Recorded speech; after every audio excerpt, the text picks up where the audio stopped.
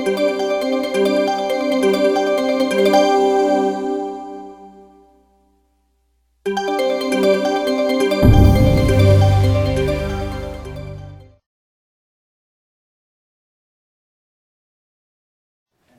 has done an excellent centerpiece for this book on how a small society can get national recognition due to many elements of their strategy, unforeseen, for example, an earthquake that happened, and their ability to utilize a change in political administration with an emphasis for stronger Taiwanese and indigenous concerns that worked out for them, for the people of Sun Moon Lake. And Dr. MITSUDA happened to be there as a researcher and tracked and followed the unfolding of the events that made the people a 10th national group of indigenous people. And tonight we're going to hear about research methods conducting ethnology. And I've just come from a meeting concerning the IDIS program, which it is now considered that our teaching does not include enough research methods. So tonight we are just going to fill that in with research methods. All right, so I would like to welcome Dr. MITSUDA for offering this special lecture.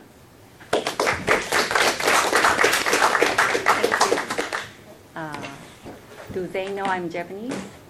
You may introduce yourself. Hi, hello. My name is MITSUDA YAHOI. Everyone call me Yo-Yo in Taiwan because YAHOI is maybe too difficult to pronounce to Taiwanese. So please call me Yo-Yo. I'm Japanese. Professor Brandel asked me to share my experience of fieldwork today. So I made my fieldwork in Taiwan. Most of them in Salmon Lake. Do you know Salmon Lake? Okay, Salmon Lake. Almost 10 years. So, but fieldwork is so many details. So many. It's just a pile of the everyday life. So I'm not so sure which part of fieldwork you're interested in. So please feel free to ask any question during my talk. So my introduction. For the first time, before I came to Taiwan, I am not an anthropologist. I studied folklore in Japan, and then I in university and also my master's program. So my master's thesis is folklore issue in Japanese culture. So I belonged to the Japanese culture program. Then, but in folklore or also in anthropology, so many researchers interested in, like in Japan, where did Japanese come from, or where did Japanese culture come from? This was a very major topic in Japan, maybe 20 years ago, 30 years ago. So at that time, I think I found some culture, especially food culture, rice culture. It came from China and also in Taiwan. They are all belong to same cultural area. So at that time, I came to Taiwan for the first time in my university, third grade, I guess. Then I found I met so many indigenous people, and then surprisingly, I can talk to them, the elder indigenous people in Japanese, because they had been ruled by Japanese colonial government, right? So they can talk Japanese, and they were very friendly to me. So, and then I think at that time I cannot separate which is their indigenous original culture, and then which is the Japanese impression. So that is the time I was really interested in Taiwan. Then I came to Taiwan in 1999, and I entered Tsinghua University in Hsinchu.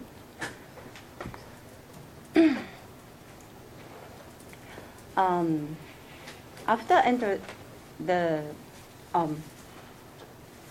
actually before I entered the Tsinghua University, I wanted to study plain indigenous. Plain indigenous, do you know plain indigenous? Okay, great. Plain indigenous. So, and then at that time I thought the South people are one of the plain indigenous, because some researchers said that.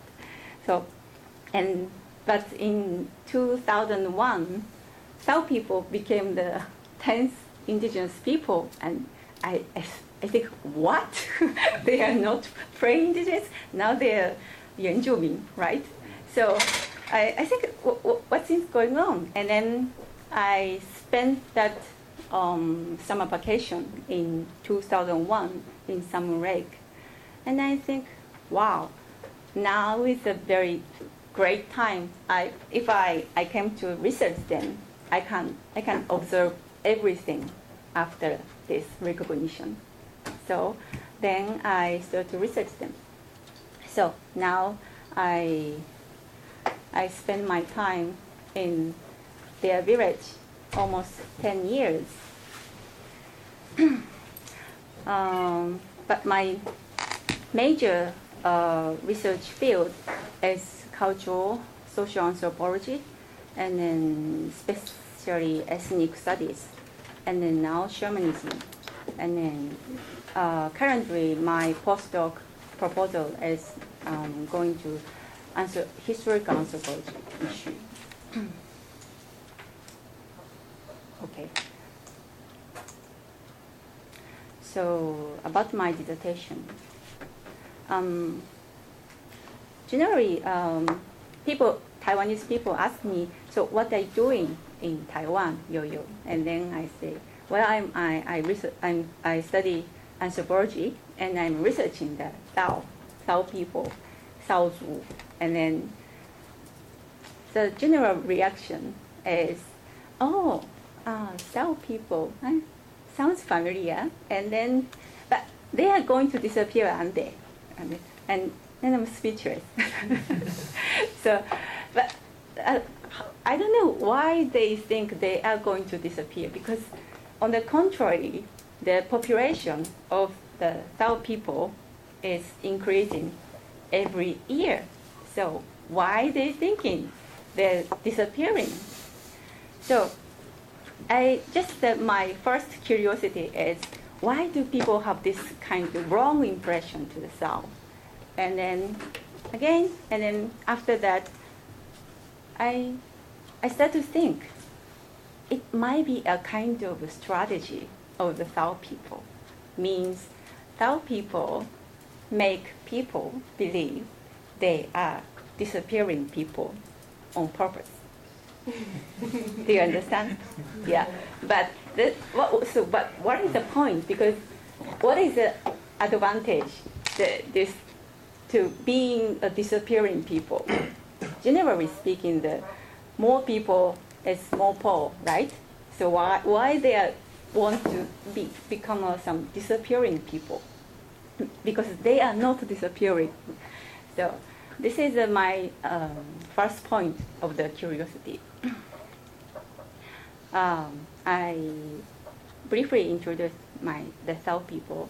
So this is the Taiwan, and then the Salmon Lake actually very exactly center place in Taiwan. And then they are very small group. The population is increasing, but still very small group. And then one of the most Sinicized indigenous. Sinicized means their language is disappearing. It is nearly disappearing. So they are speaking Guoyu, Chinese, and Mandarin, and also they're very, very fluent speaker of Minnan language. And then they are, generally they marry with Taiwanese people. So the lifestyle of the South people are not very indigenous way. They are not going to hunt in the mountain anymore. Their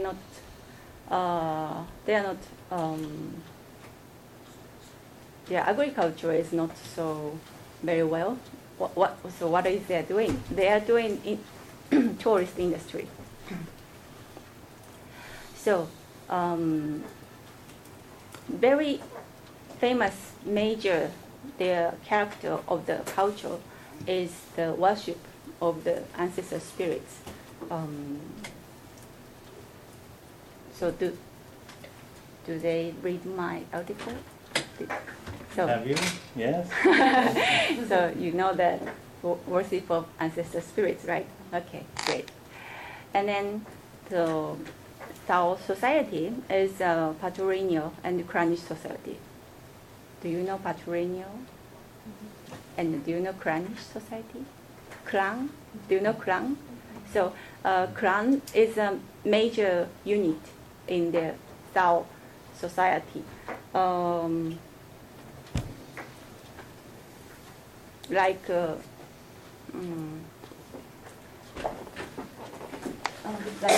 people have 7 clans. So like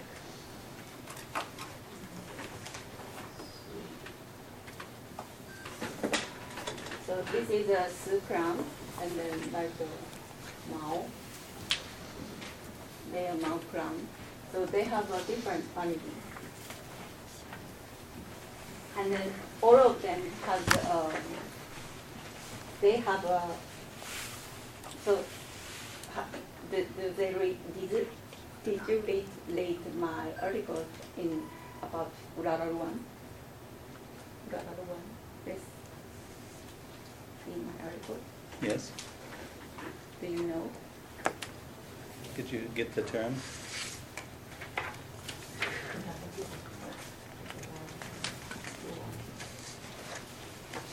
Sounds familiar? No? Okay, anyway, that is a part of the worship of ancestor spirits that I will talk about it later.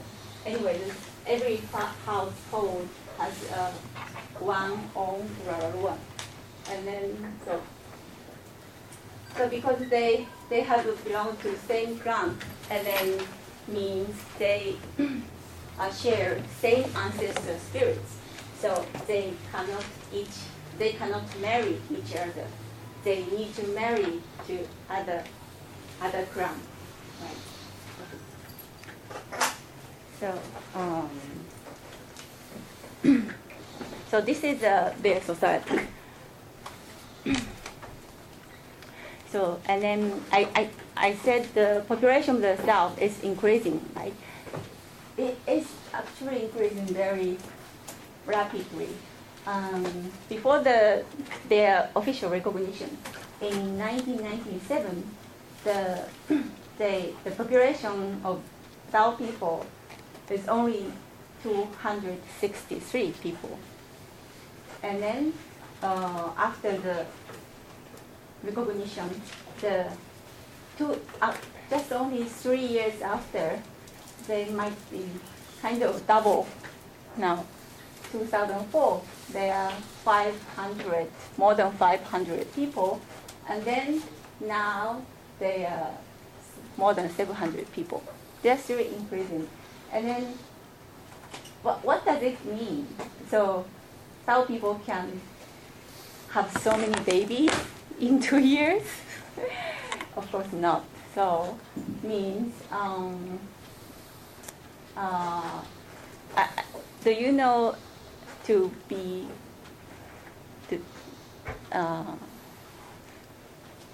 is there any indigenous student here? Of what country? I mean Taiwanese families in this class. No? So do you know to be indigenous very advantageous in Taiwan? You mean like take a exam of the university or some job position? Yeah. So they have so many social welfare advantages. Then there is affirmative action, so that there are seats in the legislature and a discount for education and special allotment for enrollment to universities. And so there are some advantages to be indigenous. On the other hand, there is a stigma attached to it. So, because as David said, in Taiwan, the indigenous people were stigmatized before. So, might be in 1990, so not so many younger generation will admit they are actually indigenous people, but they are not registered. But now the situation is kind of different. Now they can say, well, I am the South people, and now I can add my score in exam of university. So then the people is getting more and more. So it's very obviously they are not disappearing, right? But the population of South people is still not very in competition. They are not very major like other indigenous people are 99%, and South people is just only 0.14% of whole indigenous people, not in Taiwan. In Taiwan is indigenous people. So the interestingly, they have some discourse, special discourse of survival. They say we are fewer than black-faced spoonbills. And then, do you know black-faced spoonbill? It's a kind of migrated bird, and they are very. It is a very disappearing species. And then Taiwanese government very protecting this bird, and then so tell people this is a kind of the slogan of very important slogan of Sao people, and then the slogan means the Sao people is saying they are endangered group, they are disappearing, and that means they are fighting survival extinction. So they should be protected and saved by who? Maybe by the government, because we are fighting. We are deserved to be saved. And this is a black-faced spoonbill. Yeah. So. Are you familiar with this bird? It migrates especially to the area of Tainan. Yes, yes. In the estuaries, in the mangrove swamp region, and feed seasonally there. And there's only a few places in the world where it migrates, and only maybe only a few hundred of these birds are remaining. It's an endangered bird. And so there was debate for the Tainan Industrial Park zone when it was being constructed in the area of the migratory birds there. And so to save the blackface spoonbill became a cause for the environmental movement. So some people want to follow this movement, and then they think, how can the government protect this bird more than some people? So that is their discourse. So as for the methodology of the fieldwork, generally, we need to write some research proposal for maybe to apply some budget, or we need to submit the school. Then, what kind of contents should be included in the proposal? And then you need to have at least 4 contents. And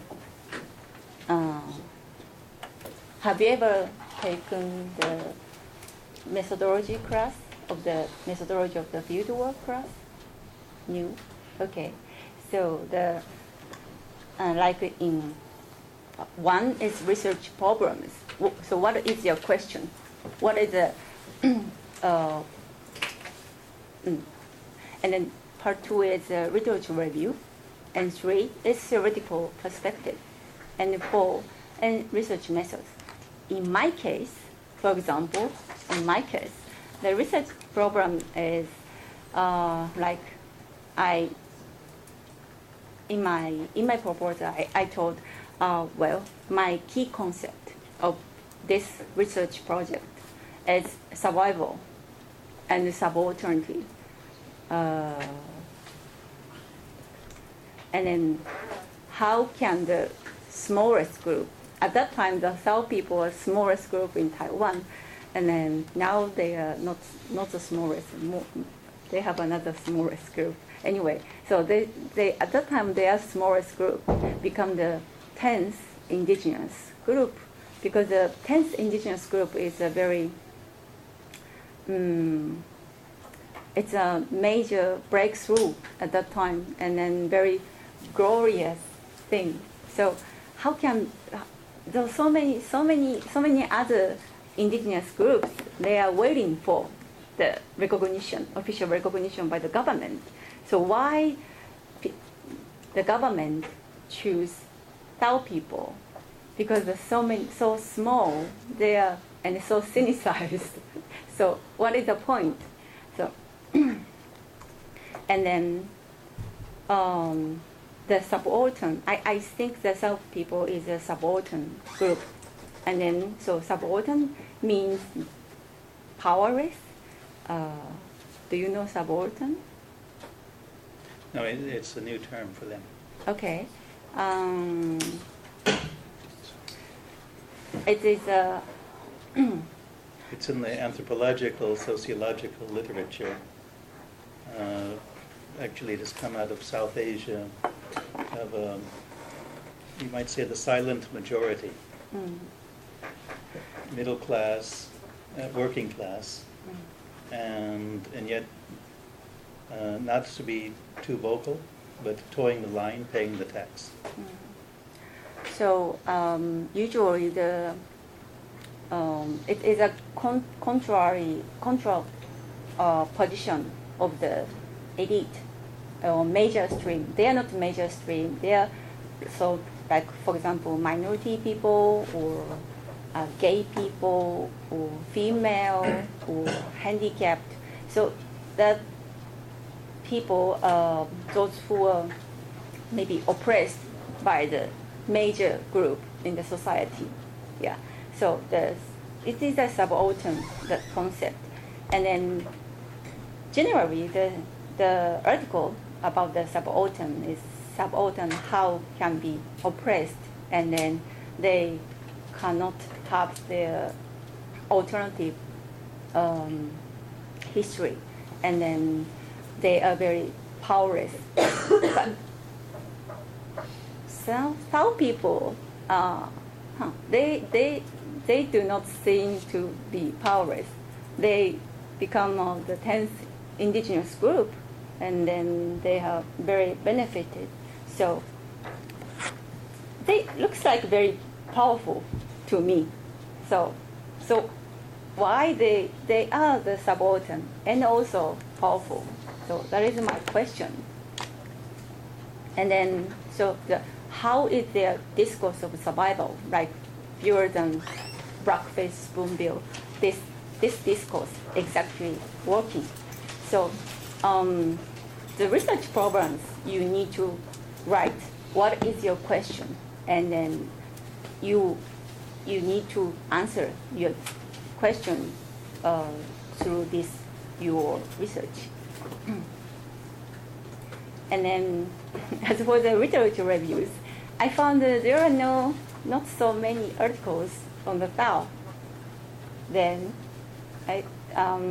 actually the other indigenous people in the Japanese colonial government, so many Japanese anthropological scholars, they had researched so well. So very like Amis people, Tayal people, Bunun people, other indigenous groups also praying indigenous. They have so many rich records and articles, academic articles, but Sao does not have until 1958 is their first major academic monograph. So I think why Japanese anthropologists didn't research Sao people? Because then salmon lake is their tourist industry is developed by the Japanese government in the Japanese colonial period. So they know Sao people are there. So why they didn't research them? So that became the other article, this topic. Then the theoretical perspective is so what kind of theory is support your discourse, and what is related theories on your issues. So in my case, subaltern studies and ethnicity topics and shamanism, they are all my theoretical perspective, theoretical structure in my dissertation. Okay.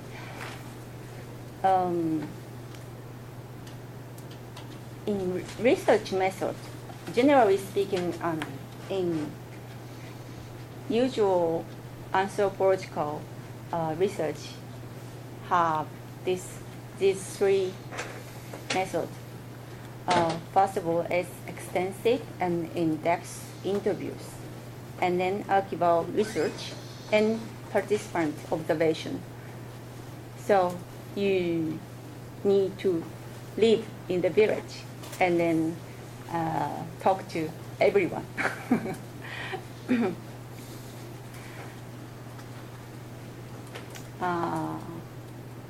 Until now, do you have some question? No?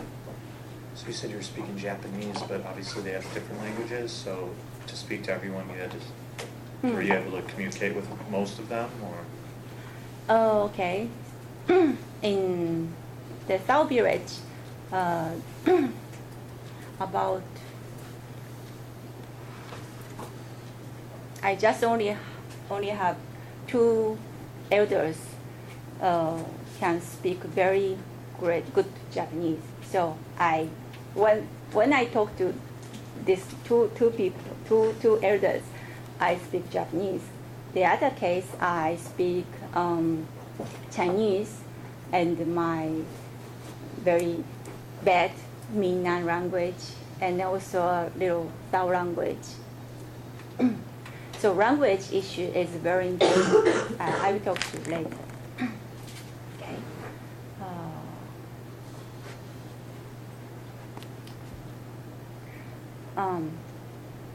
as a field worker, where do you live is a very important point. Generally, we live someone's house. So I have my Sao family in the village.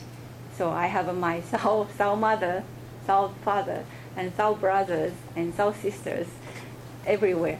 And then, so my friends, she's researching Nasi people in China. So she has Nasi family in China. So generally, because anthropologists, we need to have long observation, long time field work. I don't know 政治大学 what is their request, but in Tsinghua University, in PhD students, we need to have at least 1 year long field work, and then generally we do 2 years or more. So someone will rent a house and then live alone. Yeah, but if you have your family and then you are living with them, more secured and then informative, and then you can very easily observe their lifestyle, right? So how were you adopted? This is a good question. For the first time, one of my friends, she already researched Tao people 1 year before me. So she brought me to the village, and then so naturally I lived with her family. But so that is my first Tao family. But after that, maybe 2 or 3 years after, my first Tao family had some arguments and struggle with other Tao peoples. Then it's not very good. I live with that family because people will ask, "Oh, where are you living now?" And then I said, "Oh, I'm living that house," and people said, "Oh," so. And then they are not talking to me. so this is not very good. So you need to choose right family, right? So then I started to look for the other one, and then at that time I met my family's mother, and then she said, "Okay, you can live with me." And so she adopted me, and then I live with them around from 2004 to now, and then I have my room in her house, so they keep my room. Yeah, and so. Where do you live and then who do you live with is very important problem. It affected the relationship between you and your research people.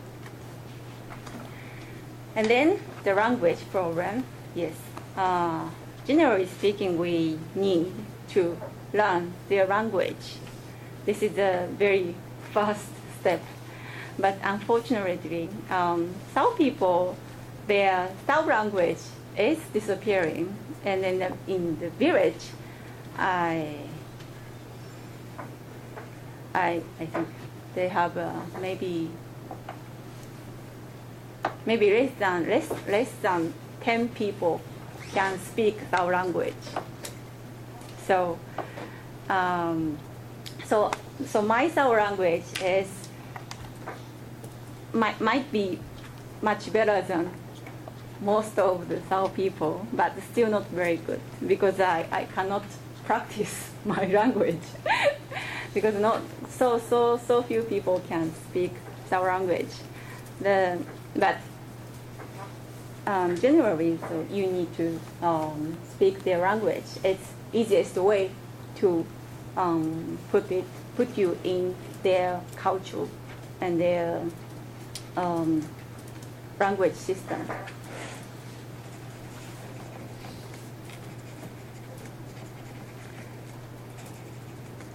And then interviews.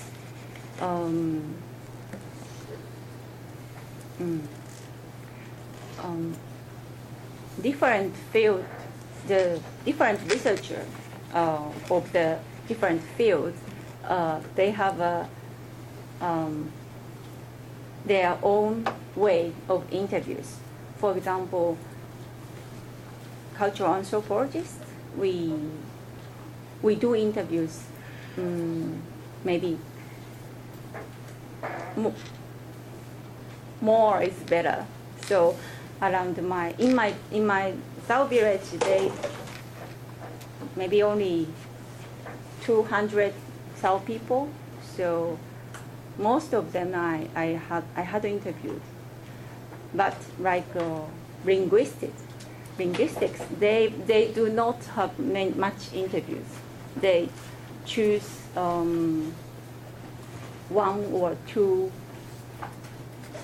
the most fluent speaker, and then they visit that person every time.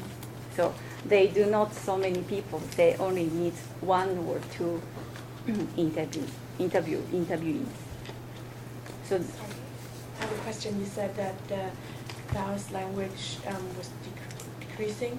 So did they start speaking Chinese with their kids, for example, or yes, okay. yes. The kids they because now these maybe 10 years the Chinese government have a new policy of the education, local education.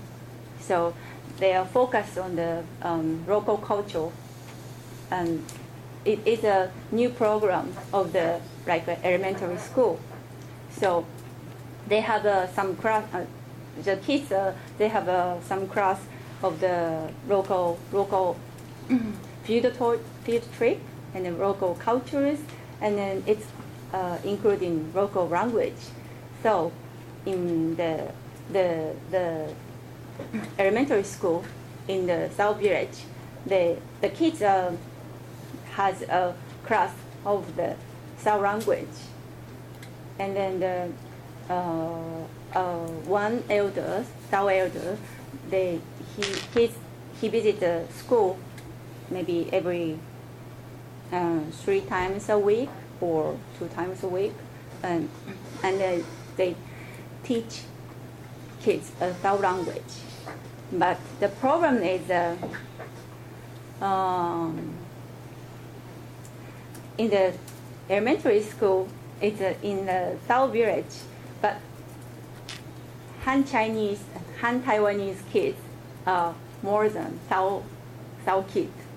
So the parents of Han Taiwanese kids are very complain about why our kids need to learn Sao language. So, and also, actually the parents, Sao people, their parents are not very supportive to this program, because the parents, like middle-aged or maybe around 30s, 40s, this age generation cannot talk almost any term in the Sao language. Before I came to my Sao family, my brother, they do not know how to say mother and father in Sao language. And then I called my father Ama, and my mother Ina. It's in Sao language. Ama means father, and Ina means mother. So, and then they didn't understand. Well, what is Ina? What is Ama? I told them. So they at that time they already graduate from university. So at that age, they still don't know mother and father in their own language. So very, very seriously, the language is dying. And then, so the parents of the kids cannot speak Sao language. So kids learn the Sao language in school, but when they go back to home, there are no people kids can talk in Sao language. And then, because Sao people engage in tourist industry mostly, so they think so it's not very useful to learn Sao language. Maybe English is much more better in their business, right? So they're supportive to learn English more than Sao language. Yeah, kind of pacific. And for Japanese? No, because now not so many Japanese tourists. Really? No, not so many. Yeah. How long has that area been a big tourist area? Is that a recent development, or has that been like 100 years ago that was a tourist area? It's or is one of that the earliest in Taiwan. Oh, it is. Mm. So, So yeah, maybe that's a good question, because there are places like the Beito Hot Springs. Right. We're planning to bring the class to the Hot Springs Museum. And that was actually built, even the Emperor of Japan went to the Beito Springs, and Dr. Sun Yat-sen, when he came to visit Taiwan, and all of that. Then there is, and close by Taipei is Wulai, the Taiyan village. There's waterfall, cable car, also hot springs in that village. That became a tourist area.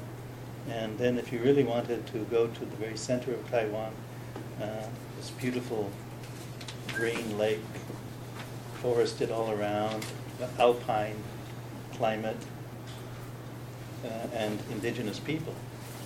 And so that became a very, very favorable destination for tourists as early as, what, the 1920s. Yeah.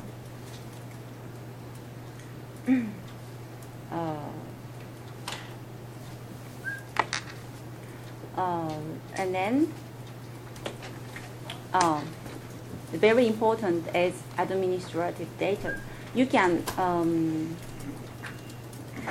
apply some paperwork from the university, and then visit the local government to see some registration data. So what does it work? It means you can make your genealogy data. You need to explain that also. I know. Okay. Do you know the family tree, right? So you can write your family tree. You need to show them. Okay.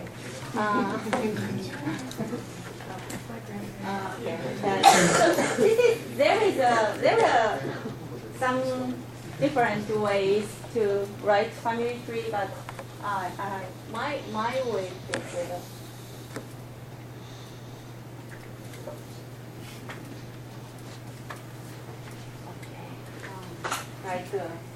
This is me. Circle as means with email. And then this is me. And then I have a sister. And then my father and my mother. triangle means a man. So she married him. And so I don't have any brother. And then my father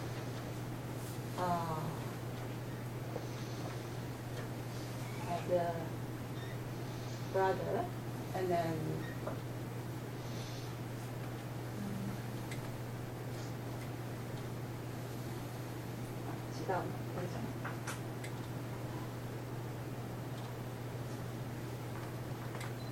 they're kind of complicated.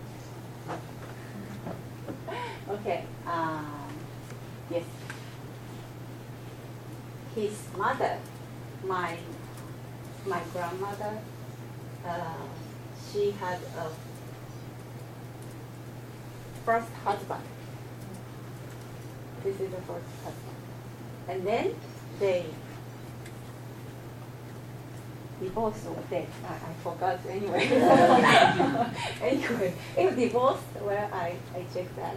Or if dead, I checked that. Anyway, so now she has a second husband. And so my father is the son of the second husband. And then the brother is the son of the first husband. So, like that.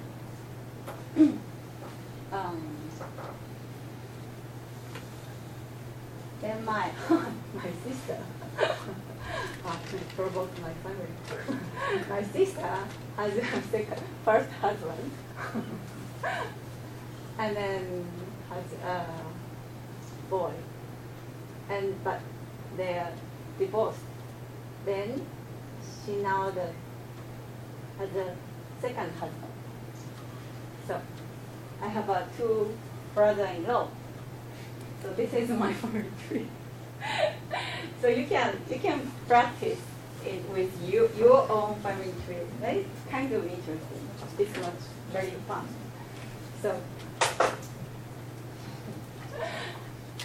So you maybe your genealogy data is a very basic record in your field work, because they very informative, and you can see so many things in your genealogy. Like I have some. Okay. Like this is the Lin Xiuci. Lin Xiuci is a professor of the 民族学系 ethnology institute in this university, and then they have some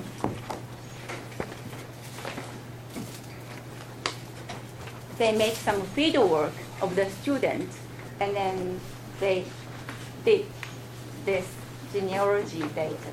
You can see that.